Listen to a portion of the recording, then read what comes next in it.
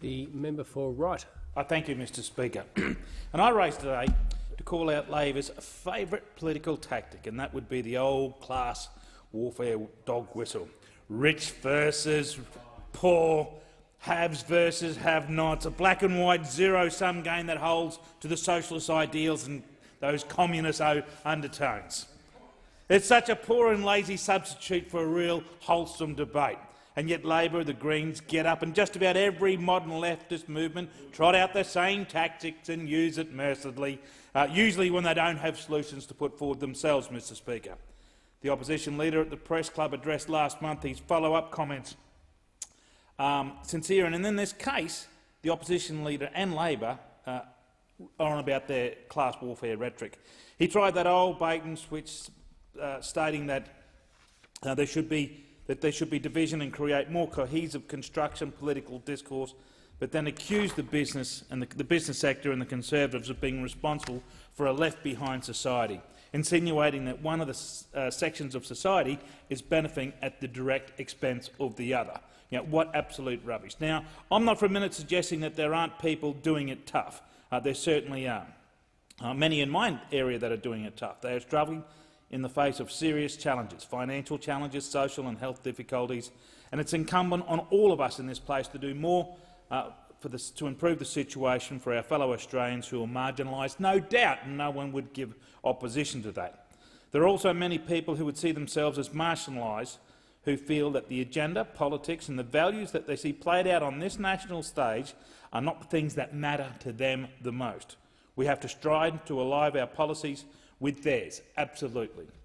So I'm not saying that it's business as usual is good enough, but I do say, Mr Speaker, that we have to shake things up. But the answer isn't bigger government controlling more of the levers. Labor's plans for wage fixing, higher taxing, robbing people's retirement incomes, capping health insurance and mandating the use of green energy is only a recipe for more pain and alienation, especially for the poorest in the community and the poorest of my electorate of Wright. The pain to steal from our retirees, pensioners and low-income earners by changing the dividend imputation rules will not only directly affect 1.1 million Australians who have worked hard and saved and paid taxes their entire life, and they have paid taxes in their entire life, to come in here and say that they're not paying any tax, will also affect every Australian with a superannuation account, as the managers of those accounts will be forced to change their investment strategies. It will hurt Australian companies and the traditional pay higher dividends than overseas companies. The consequences of Labor's other tax policies will include limiting negative gearing and halving the capital gains tax discount are equally huge. They have the potential to impact on financial futures, so many hard-working Australians who are doing the right thing and trying to plan for their retirement will be adversely affected.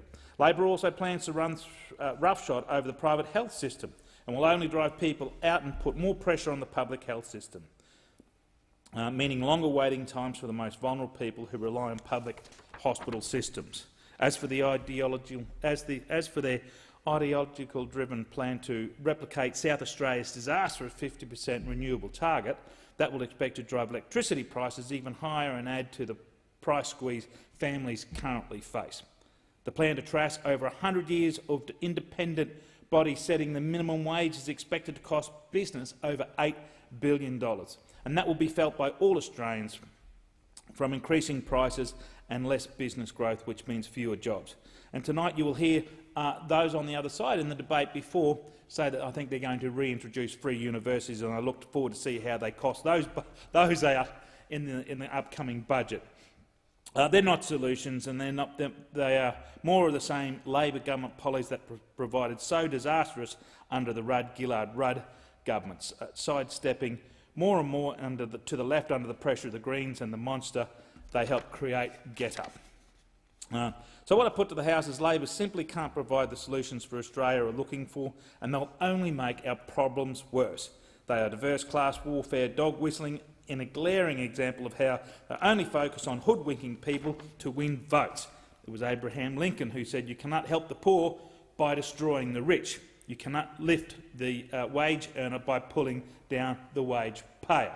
A pretty basic economics Everyone knows that. Unfortunately, Labor is not aware of that, Mr Speaker.